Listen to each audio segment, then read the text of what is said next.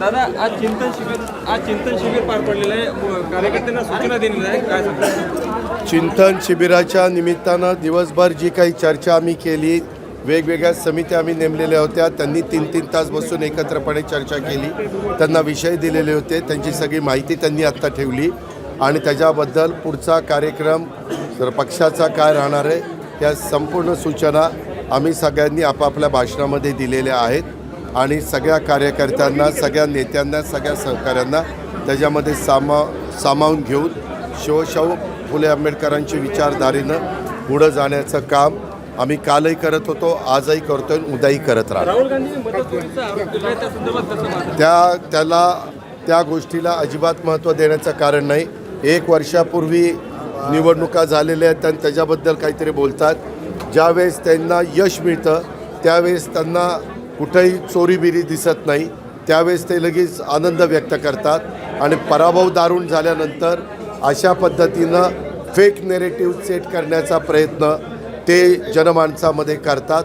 ह्याच्यामध्ये जर काही चुकीचं झालं असेल तर निवडणूक आयोगाला स्वायत्तता दिलेली, निवडणूक आयोगाने त्याच्याबद्दल त्यांच्याकडे तक्रार करावी, त्यांनी निवडणूक आयोग त्या बाबतीमध्ये चौकशी करेल आणि तिथंही त्यांना जर वाटलं की काही आपल्याला न्याय मिळत नाही तर सुप्रीम कोर्ट हे सर्वोच्च त्या ठिकाणीचं न्याय द्यायला तर केव्हाही कुणी तिथं जाऊ शकतो.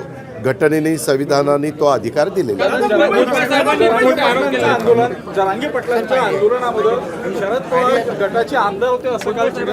त्याबद्दल भुजबळ साहेबांनी नंतर पण तुम्हाला सगळ्यांना सांगितलं आहे. भुजबळ साहेबांनी सांगितलं की हे त्या गोष्टीचा कारण नसताना हो का त्या सगळ्याची इन्क्वायरी झालेली.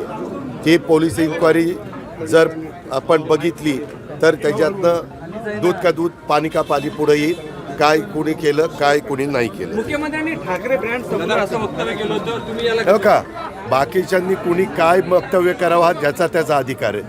त्यांनी त्यांचं वक्तव्य केलं त्याला मला कशाला दोष देत आहे?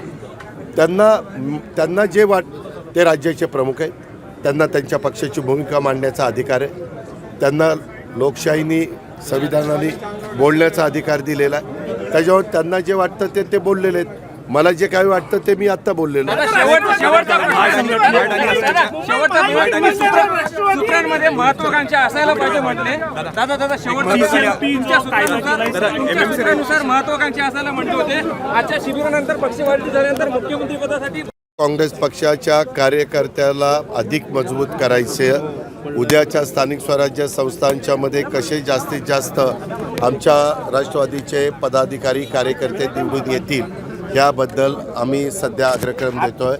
आता दुसरं कुठलंही ध्येय डोळ्यापुढं नाही आहे.